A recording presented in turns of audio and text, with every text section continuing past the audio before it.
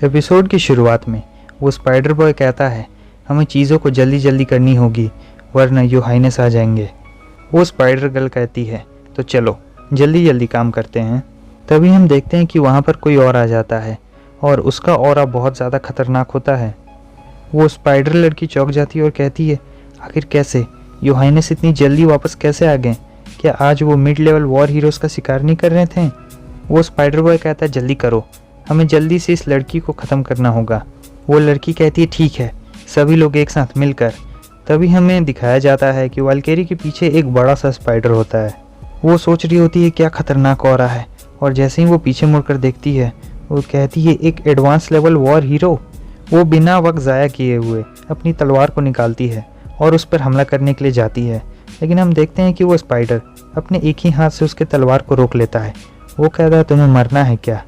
वाल्केरी उससे पीछे हट जाती है और फिर उसके बाद वो अपनी स्पिरिचुअल स्ट्रेंथ को बढ़ाती है और वापस से अपने उन्हीं 7 नाइट्स को बाहर बुलाती है। लेकिन उन नाइट्स के बाहर आने से पहले ही वो स्पाइडर अपने हाथों से उन नाइट्स के ऑरा को ख़त्म कर डालता है। वाल्केरी सोच रही होती है कैसे उसने इतनी जल्दी मेरे मूव को भी तोड़ दिया। उसके बाद वो स्पाइडर वाल्केरी को पकड़कर अपने पास ले आता है। वो स्पाइडर वाल्केरी से कहता है भले ही तुम्हारी स्पिरिचुअल स्ट्रेंथ कमज़ोर हो, लेकिन तुम देखने में बहुत ज़्यादा टेस्टी लग रही हो। तुम हमारे मिशन की टारगेट नहीं थी, इसलिए तुम आज रात मेरा खाना बनोगी। वाल्केरी उसके मुंह पर थूक डालती है। वो स्पाइडर कुछ कहता तो नहीं है, लेकिन वो उसके हाथ पैर को इतनी ज़ोर से दबाता है कि उसके जितने इंटरनल ऑर्गन्स होते हैं वो सारे अभी तक तो टूट चुके होंगे। उसके बाद वो उसे दूर फेंक देता है और वो उससे कहता है क्या तुम्हें ऐसे थूकना पसंद है? इसलिए मैंने तुम्हारे सारे इंटरनल ऑर्गन्स को तोड़ दिया है। इस तरफ हमें वाल्केरी को दिखाया जाता है जो कि लाचार पड़ी हुई होती है और वो कुछ कर भी नहीं सकती है। इधर वो स्पाइडर लड़के और स्पाइडर लड़का कहते हैं यो हाइनेस 100 आइज़, ये लोग काफ़ी डरे हुए भी होते हैं।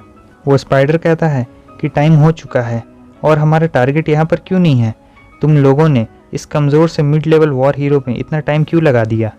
वो स्पाइडर लड़की बताने लगती है कि यो हाइनेस ये लड़की अचानक से बहुत ज़्यादा ताकतवर हो गई थी और फिर उसके बाद ये कह ही रही होती है तब तक वो स्पाइडर उसे एक ज़ोरदार चाटा मारता है और कहता है कि मुझे इन सब बातों में इंटरेस्टेड नहीं है। सीन चेंज होता है, हमें वाल्केरी को दिखाया जाता है। वो सोच रही होती है तानजी मुझे माफ़ करना, मैं इतनी ताकतवर नहीं हूँ कि मैं तुम्हें बचा सकूँ। मेरे इंटरनल ऑर्गन्स बहुत बुरी तरीके से घायल हो चुके हैं और अब मुझे नहीं लगता है कि मैं बच भी पाऊँगी। मॉम डैड, मैं आप लोगों का बदला भी नहीं ले पाई जायशी से। और वो रॉज के बारे में सोचकर कह रही होती है तुम अब हमेशा के लिए वहीं पर पड़े रहोगे।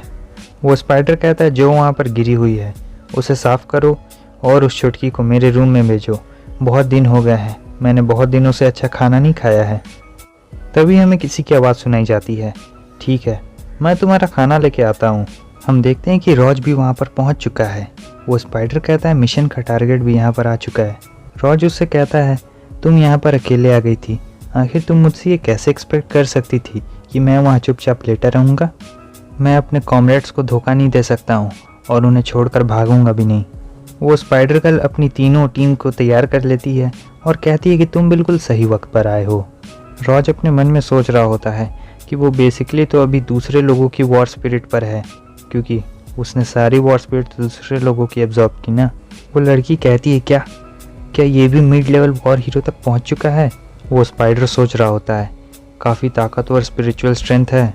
वो स्पाइडर कहता है अगर सिर्फ तुम हमारे टारगेट ना होते तो आज रात तो दावत होती। रॉज कहता है तुम मुझे खाना चाहते हो मेलिस, मैं तुम्हें समन करता हूँ। और अगले ही पल हम देखते हैं कि रॉज का अवतार बदल चुका होता है और वो स्पाइडर से कहता है मैं तुम्हें बताता हूँ कि कैसा लगता है जब कोई तुम्हें खाता है। सीन चेंज होता है, हमें जाय वैंग को दिखाया जाता है और फिर हमें शायू की बड़ी बहन को दिखाया जाता है। शायू की बड़ी बहन कहती है मास्टर मैंने उन दोनों को सुला दिया है, क्या आप सचमुच इस ऑर्गेनाइजेशन को छोड़कर जाना चाहते हैं? जाय कहता है चलो अब चलते हैं।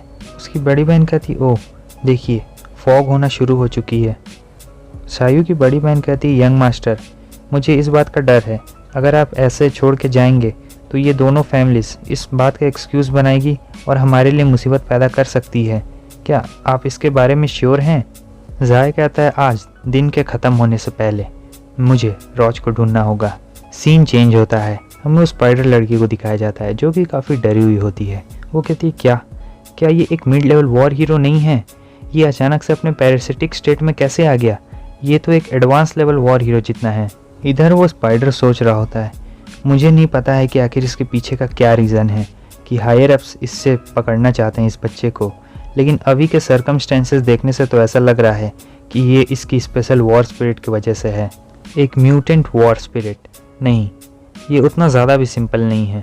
इधर रॉज के ऑरा से वो लड़की इतना ज़्यादा डर चुकी होती है कि वो अपने आप ही पीछे कदम ले रही होती है। वो स्पाइडर बॉय कहता है कि चलो हम तीनों एक साथ मिलकर उस पर हमला करते हैं। वो कहती है ठीक है, तो सबसे पहले हम ही लोग हमला करते हैं। लेकिन उनके हमला करने से पहले रॉज वहाँ पर पहुँच जाता है और कहता है कैसा रहेगा अगर मैं ही पहले हमला करूँ तो? आखिर में वैसे भी तुम दोनों को तो ख़त्म होना ही है। वो लड़की तुरंत ही पीछे मुड़ती है और अपने उस वाइन विप से रॉज पर हमला करती है, लेकिन रॉज भी उस वाइन विप को पकड़ लेता है। वो चौंक जाती है और कहने लगती है आखिर कैसे तुमने सिर्फ अपनी इन्हीं हाथों से मेरे इस हमले को रोक लिया? इस हमले के अंदर पॉइजन भी होता है।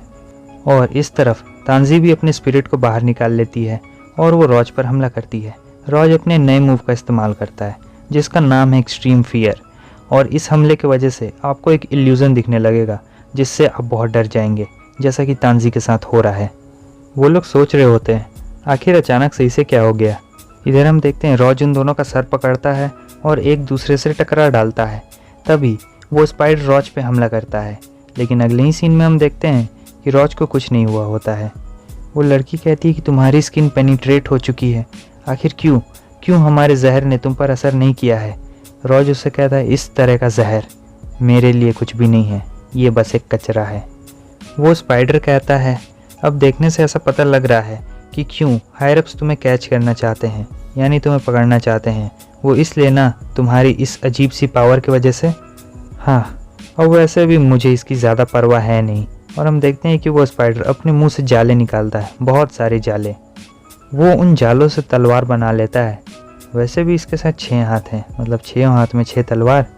रॉज कहते हैं तुम मुझे टेस्ट करना चाहते हो? और हम देखते हैं कि वो स्पाइडर सीधा रॉज की तरफ आगे बढ़ रहा होता है। रॉज ने भी उन दोनों बंदों को बांध कर रखा होता है और वो सीधा उन्हें उस स्पाइडर की तरफ फेंक डालता है, लेकिन वो स्पाइडर उन्हें मार कर दूर हटा देता है। सीन चेंज होता है, हमें ग्रैनी और क्विशी को दिखाया जाता है जो कि किसी का इंतज़ार कर रहे होते हैं। तभी अंदर से डॉक्टर डायरेक्टर निकलते हैं और वो कहते हैं भले ही ऑपरेशन एक्सपेरिमेंटल स्टेज पे क्यों नहीं था, लेकिन वो मेरे जैसे जीनियस को रोक नहीं सकते हैं। क्विशी कहता है क्या वो सक्सेसफुल हो गया? ग्रैनी कहती है आखिर कहाँ पर है वो बेवकूफ़ टाइगर? डायरेक्टर कहते हैं बाहर निकलो और इन्हें दिखाओ मेरा मास्टरपीस। और फिर हमें टाइगर को दिखाया जाता है जिसका एक नया हाथ लग चुका है आयरन का या कुछ का होगा। और बस हमारा ये एपिसोड भी यहीं पे ख़त्म होता है। अगर आपको वीडियो अच्छी लगी लाइक कर दें, चैनल पे न्यू है सब्सक्राइब कर दें। यहाँ तक वीडियो देखने के लिए आप लोग का बहुत बहुत शुक्रिया। तो फिर मिलते हैं नेक्स्ट वीडियो में, तब तक के लिए बाय बाय।